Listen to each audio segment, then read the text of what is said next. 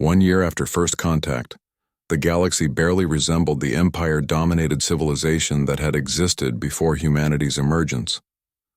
Commander Veltar stood on the observation deck of Freedom Station, watching ships from dozens of species dock at the massive facility that had become the heart of galactic civilization's transformation. The irony wasn't lost on him that he, a former Coalition officer, now served as a liaison between the old Empire and the new Alliance. His voluntary defection had been one of thousands as Coalition personnel learned the truth about their Empire's expansion methods.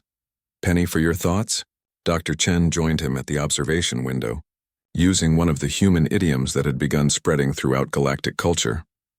"I was thinking about how wrong we were," Veltar replied, his mandibles clicking, and what humans had learned was his species' equivalent of rueful laughter.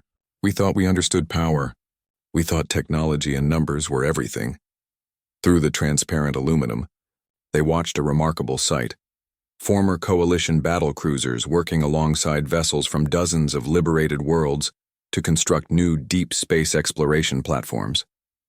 The ships bore the markings of the Galactic Liberation Council, but their crews were volunteers from across known space.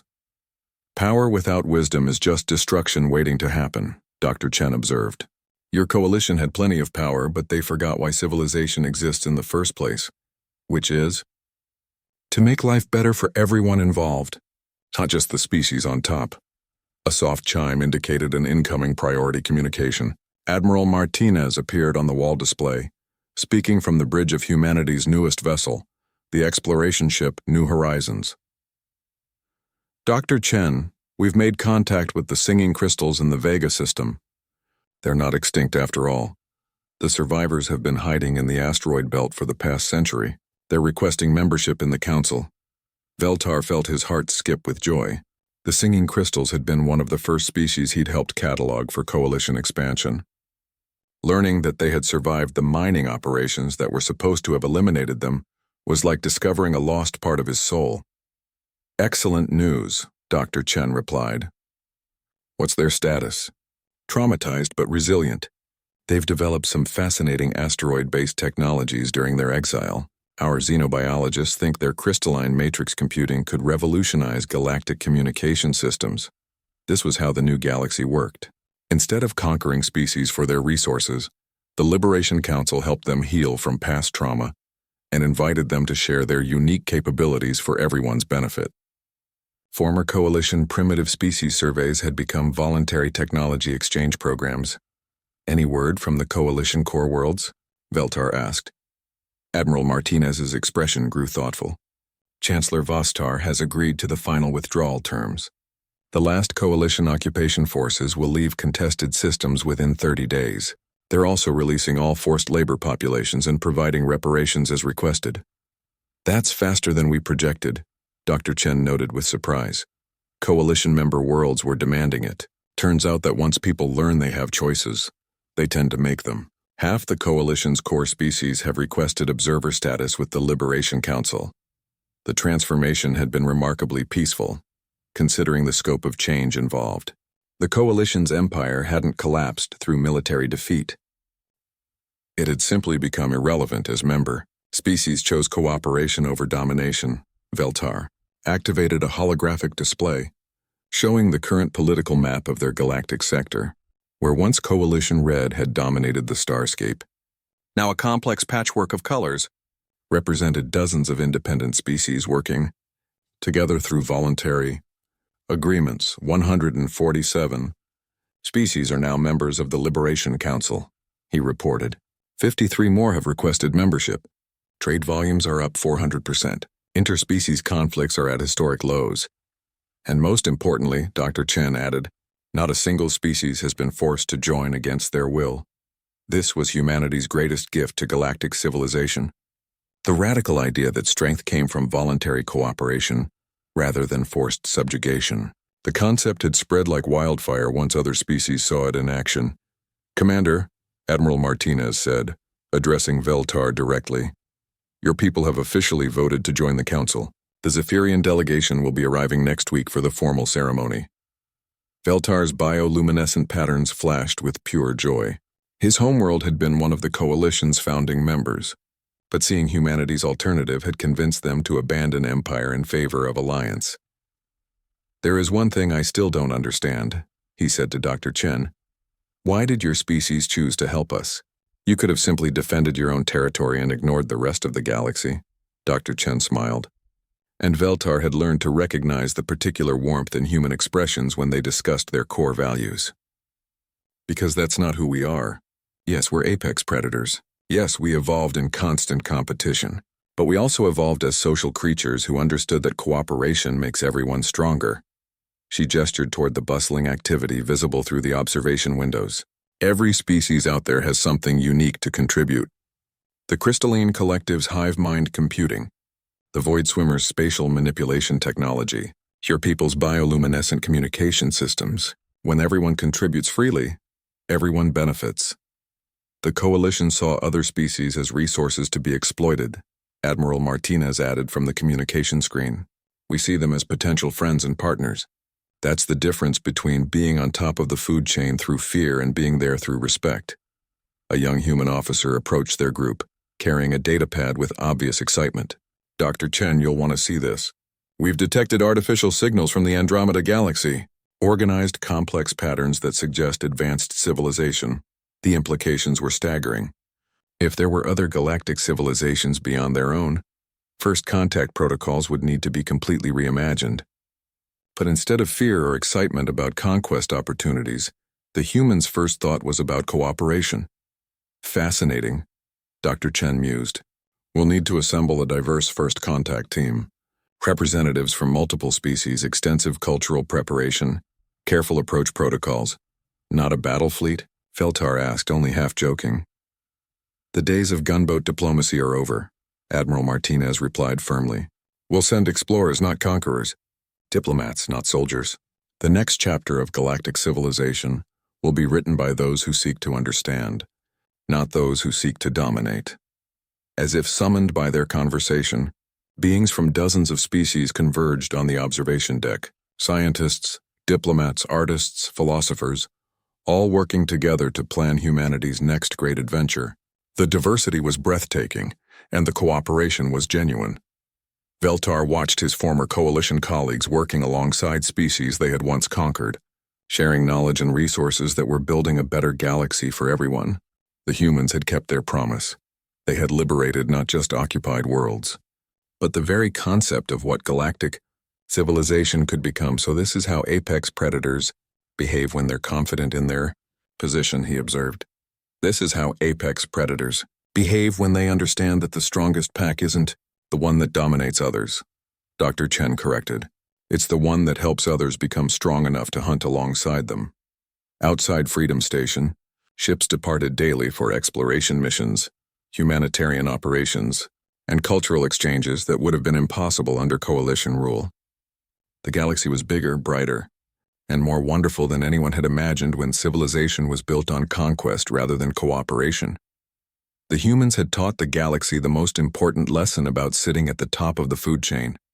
Sometimes the strongest thing you can do is help others climb up to join you. And in doing so, they had created something that would endure long after empires had crumbled and been forgotten. A galactic civilization built on hope, cooperation, and the revolutionary idea that everyone deserved the chance to be free. The galaxy had learned the hard way why humans sat at the top of the food chain. Now it was learning the beautiful truth about what they chose to do with that position. The emergency session of the Coalition High Council convened in the crystalline chambers of Nexus Prime, the Empire's administrative heart. Representatives from 43 member species filled the vast amphitheater, their various forms of agitation, creating a symphony of concerned sounds, colors, and pheromone releases. Supreme Chancellor Vossitar, an ancient being whose species had founded the Coalition 3 centuries ago, reviewed Admiral Corvin's report with growing dismay. The impossible had happened. An entire battle group had been defeated by a supposedly primitive species using tactics and technology that shouldn't exist. The humans claimed to represent something called the Free Species Alliance, Chancellor Vostar announced to the Assembly. They have established contact with resistance movements on 14 coalition worlds and offered military assistance to any species seeking independence. The announcement triggered an eruption of concerned chatter from the assembled representatives. The coalition's power structure was built on the assumption that technological superiority guaranteed military dominance. If that assumption was false, the entire empire could collapse. Councillor Zenth, representing the hegemony's military arm, activated his holographic display. The situation is worse than reported. We've lost contact with battle groups 3, 7, and 12. Intelligence suggests they've all encountered human forces. 3 battle groups? Chancellor Vossitar's vocal membranes quivered with alarm. That's impossible. The humans only control one star system. Not anymore, Zenth replied grimly. They've established what they call liberation zones in 17 systems. Former coalition colonies are declaring independence and requesting human protection. The holographic display showed a map of the galactic region, with spreading patches of red indicating systems that had withdrawn from coalition control. The pattern was accelerating, with new systems declaring independence every day. How are they managing this expansion so quickly? Demanded Councillor Rethea, her crystalline form shifting to aggressive blue frequencies. They're not conquering, Zenth explained. They're teaching. Human military advisors are training resistance forces and providing technological assistance. Local populations are doing the actual fighting. The implications were staggering. The coalition had always maintained control through superior firepower and the threat of overwhelming retaliation. If local populations could successfully resist with human support, the entire empire was vulnerable. Chancellor Vostar accessed the latest intelligence reports with increasing alarm. The Andorian Republic has declared independence and expelled all coalition personnel. The Crystalline Collective has reformed their original government structure. Even the Void Swimmers have emerged from hiding and reclaimed their ancestral territories.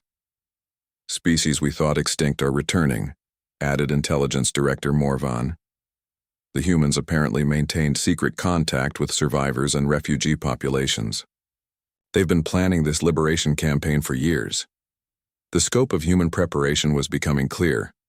While the coalition had dismissed them as primitives, humanity had been conducting a galaxy-spanning intelligence operation, identifying vulnerable populations and building resistance networks. What are our military options? Chancellor Vossitar asked reluctantly.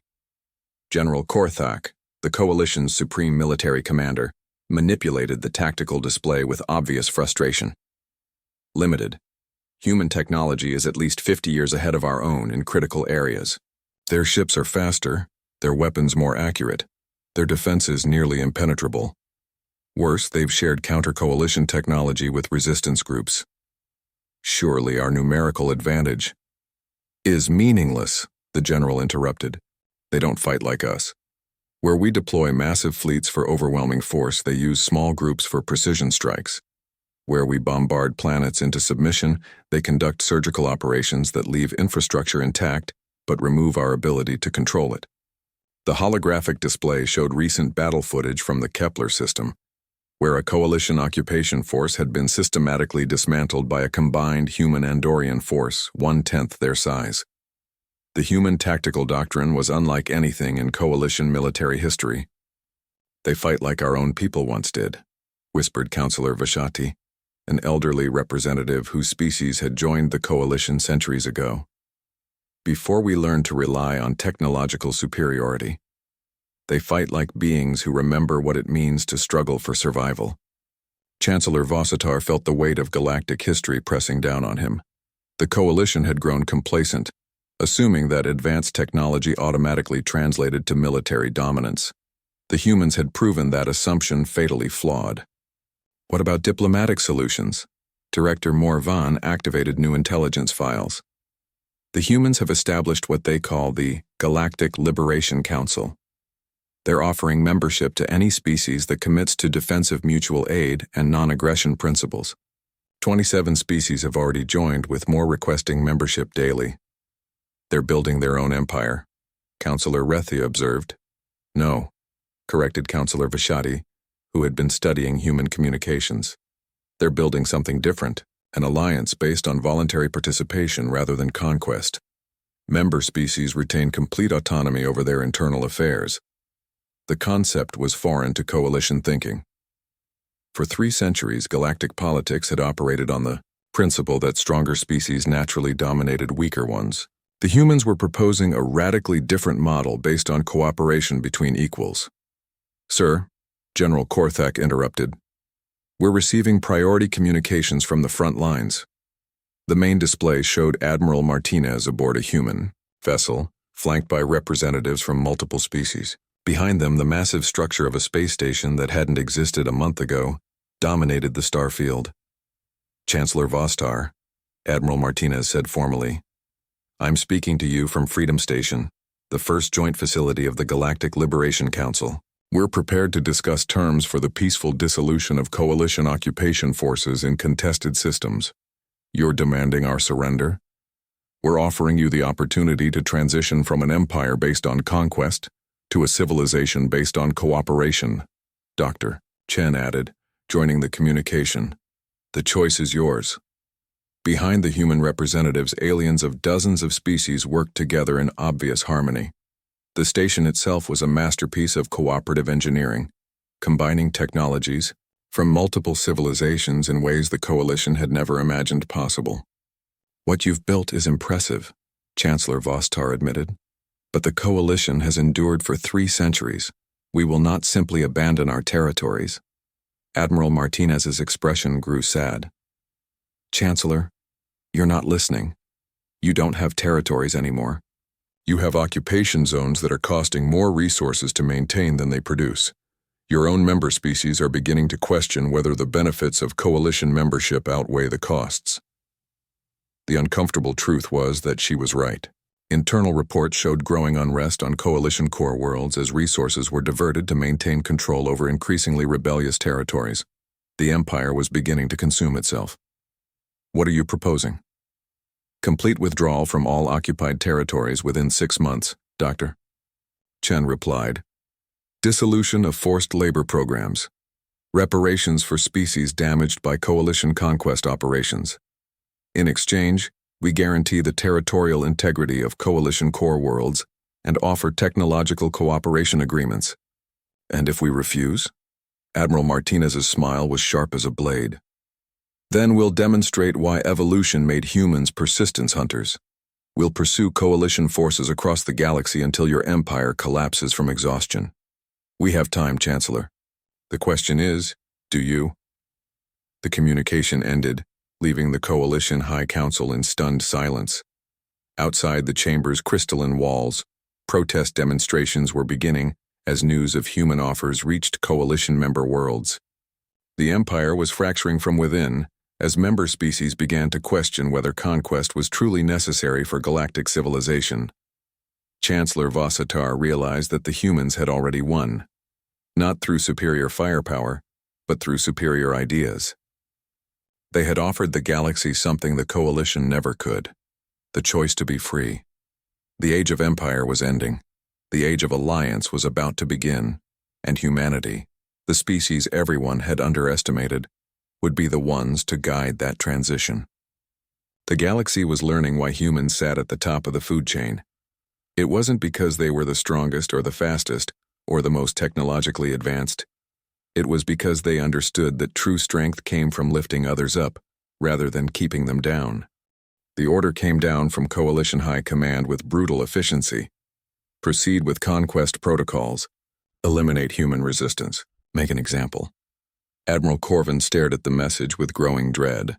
The Coalition Council had reviewed his reports and reached the conclusion that humanity represented an unacceptable threat to galactic order.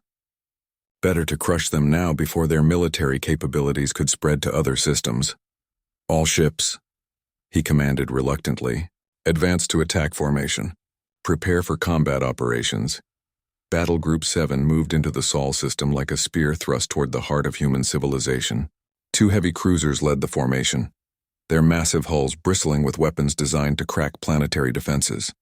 6 destroyers flanked them in a protective screen, while the troop transport Inevitable Victory followed behind, carrying the ground forces that would occupy Earth after its orbital defenses were eliminated. "Human fleet is maintaining defensive positions," reported the tactical officer. "No aggressive movement detected." Admiral Corvin frowned. Standard doctrine called for weaker forces to flee when faced with superior firepower. The humans' decision to hold position suggested either foolish bravery or supreme confidence in their capabilities. Range to human perimeter. Entering optimal firing range in 30 seconds, sir. The Coalition fleet's targeting systems locked onto the human vessels scattered throughout the system. The tactical display painted targets with methodical precision, cruisers, destroyers, frigates, and countless smaller craft that didn't match any known classification. All ships? Open fire. Space erupted in brilliant flashes as Coalition energy weapons discharged simultaneously. Dozens of particle beams and plasma bolts streaked toward human targets with devastating accuracy. It was a perfectly coordinated alpha strike designed to cripple enemy resistance before they could respond. The weapons struck and disappeared. What the hell? Captain Thiss stared at her tactical display in disbelief. Direct hits on multiple targets. No damage detected. Impossible, muttered the weapons officer. Those were military-grade particle cannons. Nothing can just absorb that much energy. On Luna Station, Admiral Martinez watched the Coalition attack with professional interest. Shield efficiency report. Coalition weapons absorbed with 97% effectiveness, reported the defensive coordinator. No damage to any ships or installations. Dr. Chen nodded approvingly. 3 years of studying Coalition weapons technology finally paying off. Their energy signatures are completely predictable once you understand the underlying physics. The human fleet began its response with methodical precision. Unlike the Coalition's massed volley approach, human ships fired individually with surgical accuracy. Each shot was precisely calibrated for maximum effectiveness against Coalition defensive systems. The first Coalition destroyer simply ceased to exist. One moment it was a powerful warship with a crew of 300 beings. The next it was an expanding cloud of debris and superheated plasma. Thunder's call is gone, reported the sensor chief, his voice hollow with shock. Complete structural failure. No survivors. A second destroyer suffered catastrophic engine failure as human weapons targeted specific subsystems with impossible precision. The ship tumbled out of formation, its crew frantically evacuating before the reactor went critical. They're not trying to destroy us, Admiral Corvin realized with growing horror. They're dissecting us. The human weapons displayed a terrifying understanding of Coalition technology. Shots that should have been absorbed by deflector shields instead penetrated with surgical precision. Energy weapons that should have scattered harmlessly against armored hulls instead found weak points with mathematical accuracy. Sir, recommend immediate withdrawal, urged the tactical officer. Our weapons are ineffective, but theirs are cutting through our defenses like they don't exist. Before Admiral Corvin could respond, the human fleet demonstrated why retreat wasn't an option. Ships that had been invisible to Coalition sensors suddenly appeared throughout their formation, not decloaking, but simply dropping stealth systems that were generations ahead of anything the Coalition possessed. We're surrounded, whispered Captain Thiss. How are we surrounded? We were tracking their entire fleet. You were tracking the ships we wanted you to see, came Admiral Martinez's voice over the communication channel. Welcome to asymmetric warfare, Admiral. This is what happens when a prey species learns to think like predators. The Coalition formation disintegrated as human vessels struck from every direction simultaneously. But these weren't the brutal hammer blows of conventional warfare. They were precision strikes that disabled rather than destroyed, captured rather than killed.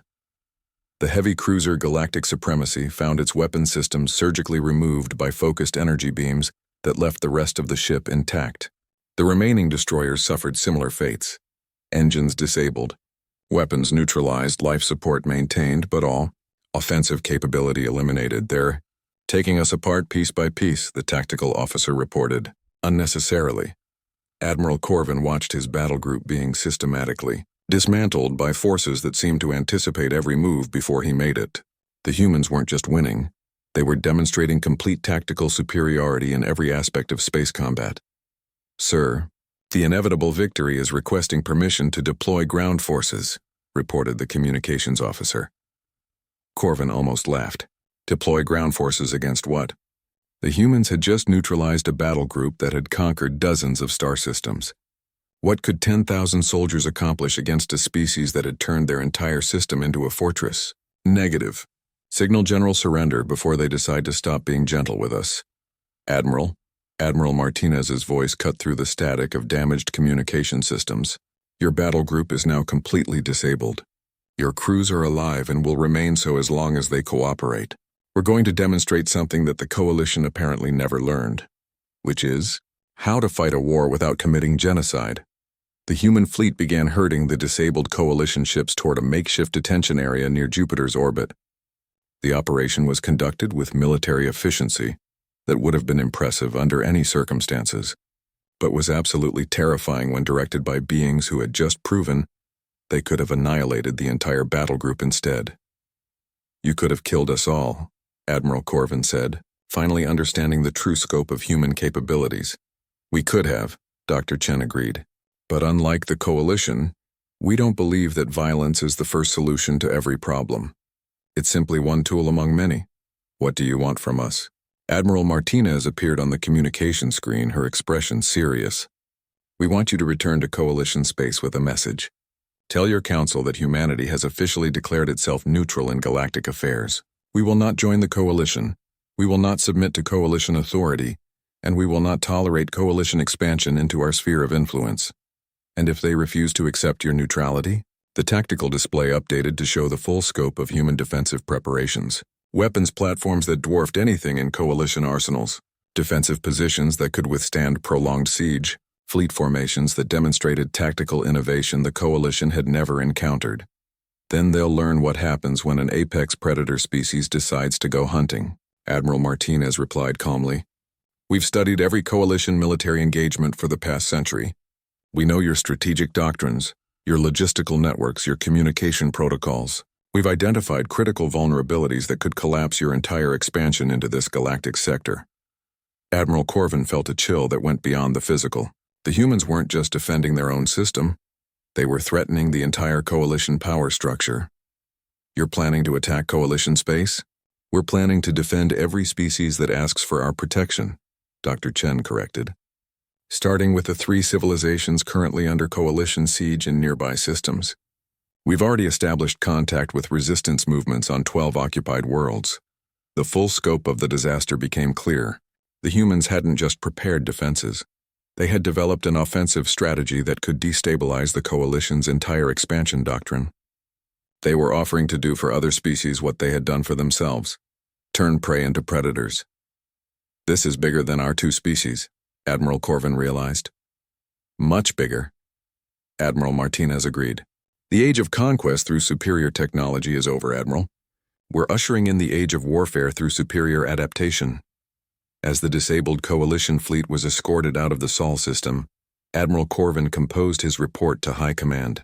"How do you explain to a galactic empire that they had just encountered a species that could end their expansion forever? How do you tell the galaxy's apex predators that they had just met something higher on the food chain?" The answer was simple: you don't. You just watch as they learn it for themselves. The emergency session aboard the Coalition flagship Hegemony's Pride erupted in chaos as Admiral Corvin reviewed the intelligence report from Commander Veltar. The massive command center, designed to coordinate the conquest of entire star systems, buzzed with frantic activity as officers tried to make sense of the impossible situation developing in the Sol system. "This has to be some kind of deception," declared Captain Theiss, her scaled hide shifting to aggressive crimson patterns. "A primitive species cannot simply develop military technology overnight." Admiral Corvin studied the tactical displays with growing unease. 3 decades of conquest operations had taught him to recognize when something was genuinely dangerous. The human defensive array defied every assumption Coalition strategists had made about newly contacted species. "Send a stealth probe to verify their capabilities," he ordered, "and prepare Battle Group 7 for immediate deployment. If these humans want to demonstrate their defenses, we'll give them the opportunity." Light years away aboard Luna Station, human technicians tracked the approaching Coalition probe with casual efficiency. The stealth technology that had served the Coalition, well against other species, was woefully inadequate against sensors designed by a civilization that had learned paranoia from living on a planet where everything evolved to kill everything else. "Coalition probe entering our outer perimeter," reported Lieutenant Commander Kim Park from the Tactical Center. "Bearing 047 Mark 12, velocity 0.75 light speed." Admiral Martinez nodded calmly. Let it get a good look. Then show them what we've learned about their stealth systems. The probe continued its approach, confident in its invisibility. Coalition engineers had spent centuries perfecting stealth technology that could fool virtually any known sensor array. They had never encountered a species that had reverse-engineered their systems and developed specific countermeasures. Target locked, reported the weapons officer. Initiating phase pulse. The human defensive platform fired a single, precisely calibrated energy burst. The Coalition probe's stealth systems didn't just fail, they spectacularly overloaded, creating a cascade effect that lit up the probe like a miniature star before it disintegrated entirely. On the Coalition flagship, sensor operators stared in disbelief at their displays. The probe just vanished, reported the sensor chief. Total systems failure followed by structural collapse. Admiral Corvin felt a chill run through his exoskeleton. Coalition probes were built to survive direct hits from most known weapons. Whatever had destroyed it had done so with surgical precision that spoke of intimate knowledge of Coalition technology. Analysis suggests a directed energy weapon, specifically tuned to overload our stealth. Matrices, the tactical officer reported. They knew exactly which frequencies to target. The implication was terrifying. The humans hadn't just detected Coalition stealth technology, they had dissected it, understood it, and developed weapons specifically designed to counter it. Sir, the communications officer interrupted. We're receiving a transmission from the human fleet. Admiral Martinez's face appeared on the main screen, her expression professional but unmistakably predatory. Admiral Corvin, I presume? We thought you might like to know that your probe experienced a technical malfunction. These things happen when you venture into unfamiliar space. Corvin's claws extended involuntarily, a threat display that had intimidated countless species. You destroyed a Coalition reconnaissance vessel. This is an act of war. The human admiral's smile was sharp as a blade. Admiral, you sent an armed military probe into our sovereign space without permission. In human culture, that's what we call an act of war. We simply responded proportionally. Proportionally?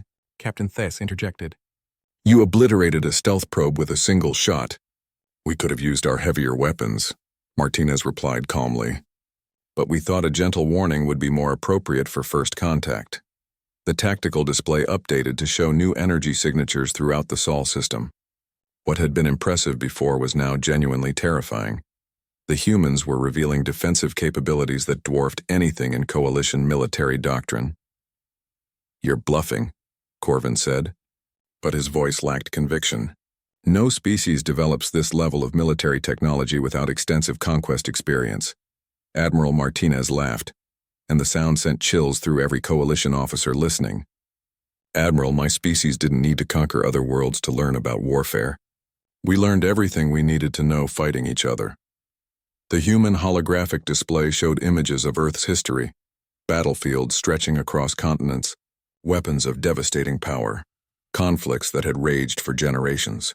The Coalition had encountered warlike species before, but nothing that compared to the sheer scale and intensity of human conflict. 2 global wars in a single century, Martinez continued. 50 million dead in the first, 75 million in the second. We developed weapons capable of sterilizing entire planets before we achieved interstellar travel. We spent 5,000 years perfecting the art of killing our own kind, with ever-increasing efficiency. That's impossible, whispered the Coalition sensor chief. Species that warlike destroy themselves long before achieving spaceflight. Most do. Dr. Chen's voice joined the conversation. We came very close several times, but we learned something valuable from nearly annihilating ourselves. How to channel our aggressive instincts into survival and progress rather than self-destruction. Admiral Corvin felt his tactical situation deteriorating rapidly. The humans weren't just technologically advanced. They were militarily experienced in ways the Coalition couldn't match. Most Coalition species had achieved interstellar travel through peaceful development. Their military technology was designed for conquest of less advanced species, not for warfare against equals. What do you want? He asked finally. Simple, Admiral Martinez replied. Withdraw your battle group from our system. Return to Coalition space. Inform your superiors that humanity is not interested in joining their empire. And if we refuse? The energy signatures throughout the Sol system pulsed brighter. Weapon platforms that had been hidden revealed themselves, their power output readings climbing steadily. The human fleet began moving into attack formations with a fluid precision that spoke of extensive training and coordination. Then you'll discover firsthand why we call ourselves apex predators, Martinez said.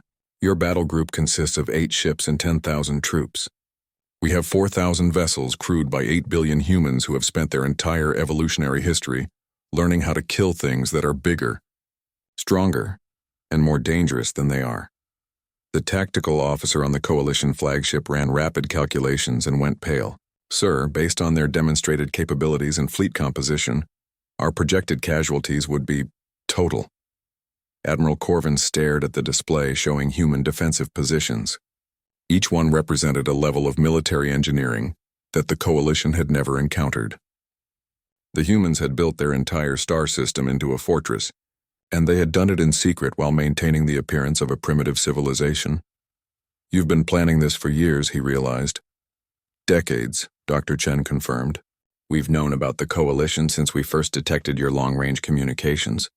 We studied your expansion patterns, your military doctrine, your conquest protocols. We prepared for the day you would come for us. But why reveal yourselves now? You could have maintained the deception. Admiral Martinez's expression grew serious. Because 47 species have been enslaved or exterminated by the Coalition. Because somewhere out there, another civilization is about to receive their first contact message and face the same choice you gave all the others. Submit or die. The truth hit Admiral Corvin like a physical blow. The humans weren't just defending themselves. They were declaring war on the Coalition's entire expansion doctrine. You're going to fight for species you've never met? We're going to fight for the principle that intelligent beings have the right to exist without someone else's permission, Dr. Chen replied. It's a lesson we learned the hard way on our own world. The Coalition fleet began receiving new sensor data as human ships throughout the system completed their positioning. The tactical picture was becoming clear. The humans had built a military force specifically designed to defeat Coalition technology and doctrine. Admiral Corvin faced a choice that would echo throughout galactic history. He could order an attack and watch his battle group be annihilated, or he could retreat and face the consequences of reporting that humanity was not the primitive species they appeared to be. Either way, the galaxy was about to change forever. The age of easy conquest was over. The silence in Luna Station's conference room stretched like a taut wire. Commander Veltar stared at the tactical display showing human ships positioned around his vessel, their formation patterns shifting with an organic fluidity that spoke of advanced coordination systems. His crew was growing increasingly nervous, their various biological stress responses creating a symphony of clicks, hums, and color changes. This is an act of aggression, Veltar said finally, his voice carefully controlled. The Galactic Coalition does not respond well to threats. Admiral Sarah Martinez, the military officer who had been quietly observing until now, stepped forward. Unlike Dr. Chen's diplomatic bearing, the Admiral carried herself with the unmistakable presence of a combat veteran. Commander, you seem to be confused about who is threatening whom. She activated a holographic display that filled the center of the room. It showed the positions of Coalition ships throughout the local stellar region. Dozens of vessels arranged in what Veltar suddenly realized was a classic encirclement pattern. Your Battle Group 7, the Admiral continued, consists of 2 heavy cruisers, 6 destroyers, and a troop transport carrying approximately 10,000 soldiers. They're positioned to enter our system within 6 hours if you fail to send an all-clear signal. Veltar's mandibles clicked involuntarily. The human's intelligence was impossibly accurate. But that's not what concerns us most, Dr. Chen added, manipulating the display to zoom out further. This is. The hologram now showed a much larger area of space. Red dots marked Coalition fleet positions across multiple star systems, all following similar patterns. Blue dots indicated the locations of recently contacted species that had subsequently become Coalition members or had simply disappeared from galactic communications. 17 civilizations in the past 50 years, Dr. Chen said quietly, all following the same pattern. First contact, diplomatic pressure, then military enforcement. The Andorian Republic lasted 6 months before they capitulated. The Crystalline Collective held out for 2 years before they were conquered. The Void Swimmers fought for 3 years before their species was declared extinct. Kixara's tentacles writhed in distress. Those are classified coalition operations. How could you possibly— We've been listening, Admiral Martinez interrupted. Your communications aren't as secure as you think. We've intercepted and decoded thousands of coalition transmissions over the past decade. Battle plans, population surveys, resource assessments, genocide orders. The temperature in the room seemed to drop several degrees. Veltar felt a chill that had nothing to do with the life support systems. The coalition doesn't commit genocide, he protested. We're a peaceful alliance of civilized species. Doctor, Chen touched the holographic controls again. New information appeared: intercepted communications, battle reports, population statistics. The data painted a horrifying picture of systematic conquest and cultural destruction. The singing crystals of Kepler 442, she read from one report. Population, 47 million. Status after coalition integration, extinct. Cause, industrial mining operations incompatible with silicon-based life forms. Another file opened. The nomad fleets of Proxima Centauri. Population, 12 million shipboard inhabitants. Status, relocated to suitable planetary habitats. Actual status, forced labor in lithium mines. Current survival rate, 8%. Veltar felt sick. He had signed some of those reports himself, never questioning the sanitized language that disguised atrocities. You're lying, Kixara whispered, but her voice lacked conviction. We wish we were, Admiral Martinez replied. But we've verified everything through multiple sources, including survivors. The hologram changed again, showing a star map of coalition space. Certain systems pulsed with different colors: green for peaceful integration, yellow for ongoing exploitation, red for extinct civilizations. There was far too much red. 47 intelligent species have been destroyed or enslaved by the coalition in the past century, Doctor, Chen continued. All in the name of galactic civilization and peaceful expansion. Veltar stared at the display, his world view crumbling. I didn't know. Most of us don't know. We figured that out, the Admiral said, her voice softening slightly. Your personal files show your career military, but you've never been involved in conquest operations. You genuinely believed you were part of a peaceful organization. Which is why we're giving you a choice, Dr. Chen added. You can return to your fleet and report that humanity has been successfully contacted and is eager to join the coalition. Your battle group will withdraw, and everyone goes home safely. Or? Veltar asked, though he wasn't sure he wanted to hear the answer. Admiral Martinez smiled, and for the first time, Veltar saw something that made his survival instincts scream warnings. It was the smile of a predator that had been patient long enough. Or you can call in your battle group and try to take our system by force. We've been preparing for that possibility for quite some time. The tactical display shifted to show Earth's solar system. What Veltar had initially dismissed as primitive infrastructure was revealed in a completely different light. Asteroid mining operations weren't just extracting resources, they were fortified defensive positions. The research stations, scattered throughout the system, were actually military outposts equipped with weapons his sensors hadn't been able to detect. We've spent the last 3 years militarizing our entire system, the Admiral explained. Every major asteroid, every moon, every orbital platform has been converted into a defensive position. We have approximately 4,000 armed vessels of various classes, plus fixed defenses that would make a coalition fortress world jealous. Veltar's mind reeled. That's impossible. The energy requirements alone.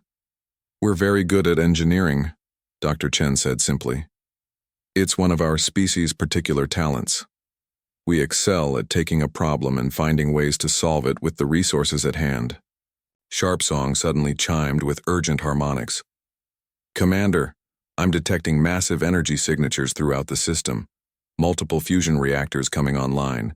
weapons systems charging, shield generators activating. The humans had just lit up their entire star system like a military installation. The energy readings were staggering, far beyond what should have been possible for a supposedly primitive civilization. "This is a demonstration," Admiral Martinez said calmly. "A small one. We want you to understand exactly what your battle group would be flying into if they decided to proceed with standard conquest protocols." The tactical display now showed energy signatures blazing throughout the solar system. Hundreds of defensive positions, thousands of armed vessels, weapon platforms that defied easy classification. It wasn't just a military force. It was a fortress system that had been designed by a species that understood war on a fundamental level. "We've studied every coalition military engagement for the past 50 years, the Admiral continued. "We know your tactics, your technology, your strategic doctrine. We've war-gamed every scenario. Your battle group would last approximately 47 minutes against our full defensive array." Veltar looked at his crew, seeing his own shock reflected in their faces. They had stumbled into a trap more sophisticated than anything in coalition military history. "What are you?" he whispered.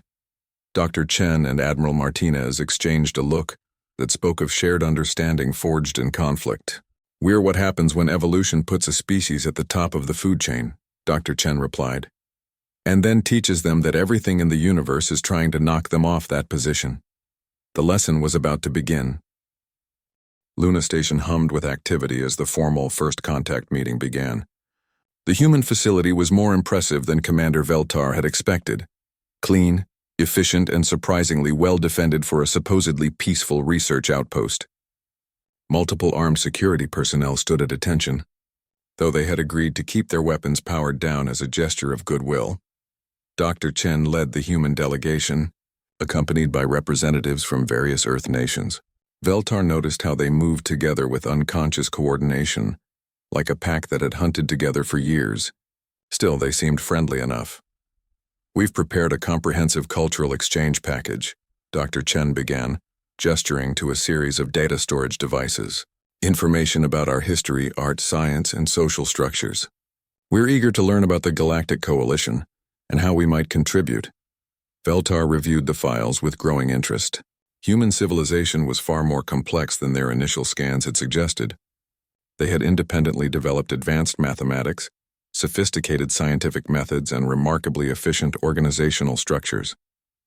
Their art showed a depth of emotion and creativity that impressed even his aesthetically minded species. "Your people show remarkable ingenuity," he commented. "With proper guidance, you could make valuable contributions to galactic society."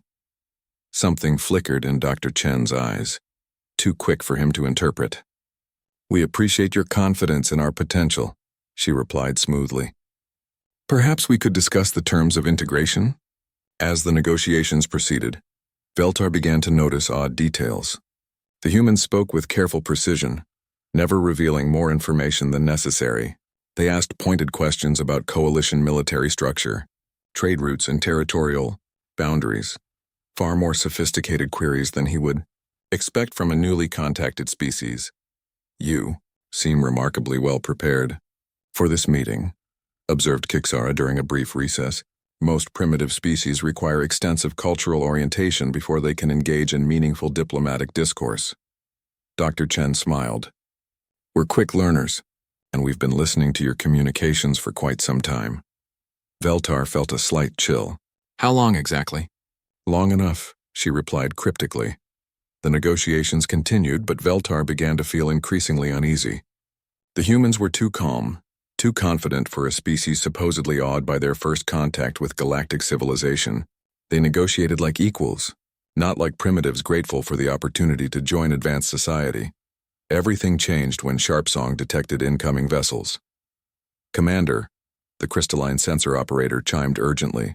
"Multiple contacts approaching from the planet's surface. Configuration unknown." The main display showed a formation of sleek spacecraft rising from Earth's atmosphere. They moved with precision that spoke of advanced technology and extensive training. Their design was unfamiliar but undeniably sophisticated. "Dr. Chen," Veltar said carefully, "your species appears to have more advanced spacecraft than we were led to believe." She nodded calmly. We've been busy since your arrival yesterday. That's impossible. It takes cycles to design and build new spacecraft even with advanced technology. Dr. Chen's smile had no warmth in it. Commander, you're making assumptions about our capabilities based on incomplete information. We've been monitoring galactic communications for decades. We know about the Coalition's expansion patterns, your military doctrine, your conquest protocols. The blood in Veltar's veins turned cold. Conquest protocols? The Coalition is a peaceful organization dedicated to expanding through a combination of diplomatic integration and military conquest, Dr. Chen interrupted. Depending on the target species' perceived threat level and resource value, we've observed 17 first contact scenarios in the past 50 years. Only 3 resulted in genuine, peaceful integration. The approaching human ships had taken up positions around Luna Station, not threatening, but clearly tactical. Veltar realized with growing alarm that they were surrounded. What happened to the other 14 species? He asked, though he already knew the answer. Conquered, enslaved, or exterminated, Dr. Chen replied matter-of-factly, usually after rejecting initial generous offers of integration. The pattern is quite consistent. Kixara's tentacles writhed with agitation. This is absurd. You're a primitive species that barely understands faster than light travel. We understand it perfectly, said another human, a military officer who had remained silent until now. We reverse-engineered it from wreckage we recovered from a Coalition survey ship that suffered mechanical failure in our outer system 3 years ago. Veltar's mandibles clicked rapidly, a sign of extreme stress in his species. You reverse-engineered FTL technology in 3 years? 2 years, actually, Dr. Chen corrected. The 3rd year was spent building a fleet and developing countermeasures for Coalition military technology. The human ships were moving now, repositioning themselves with fluid grace. Their formation patterns were unlike anything Veltar had seen before. Organic, adaptable, like a school of predatory fish. This is a significant misunderstanding, Veltar said, his voice slightly strained. The Coalition has no hostile intentions toward humanity. We came here in peace. You came here following standard expansion protocols, the military officer interrupted. Phase 1, long-range reconnaissance. Phase 2, initial contact with carefully selected primitive representatives. Phase 3, assessment of compliance probability. Phase 4, integration demands backed by implied force. Dr. Chen consulted a datapad. We estimate you're currently in late Phase 2, approaching Phase 3. Your battle group is stationed approximately 12 light hours from our system, waiting for your signal to proceed. Veltar's 4 eyes widened in shock. The humans were right. Battle Group 7 was indeed positioned just outside the system, ready to provide support if the natives proved uncooperative. But how could they possibly know that? We've been tracking your ship since they entered local space, Dr. Chen explained, as if reading his thoughts. Your stealth technology is quite good, but not perfect. We've had time to develop countermeasures. The realization hit Veltar like a physical blow. The humans hadn't been lucky or naturally perceptive. They had been watching and planning for years. This entire first contact scenario had been a carefully orchestrated intelligence-gathering operation. What do you want? He asked quietly. Dr. Chen's expression grew serious. We want to be left alone. We want your battle group to withdraw from our system. And we want a formal guarantee that the Coalition will not attempt future expansion into human space. And if we refuse, the military officer stepped forward. Then you'll discover why humans sit at the top of Earth's food chain, Commander, and why that position wasn't earned through peaceful negotiation. Outside Luna Station, the human fleet had completed its repositioning. They waited with predatory patience like wolves surrounding a deer that had finally realized it was being hunted. The galaxy was about to learn its first lesson about humanity. They were not prey. The Zephyrian research vessel Elegant Pursuit drifted silently through the outer rim of the Sol system, its bioluminescent hull pulsing with soft blue light. Commander Veltar examined the readings from their long-range sensors, his 4 eyes blinking in sequence as he processed the data. Another primitive world, he mused to his science officer, Kixara. Carbon-based bipeds just like half the other species we've cataloged in this spiral arm.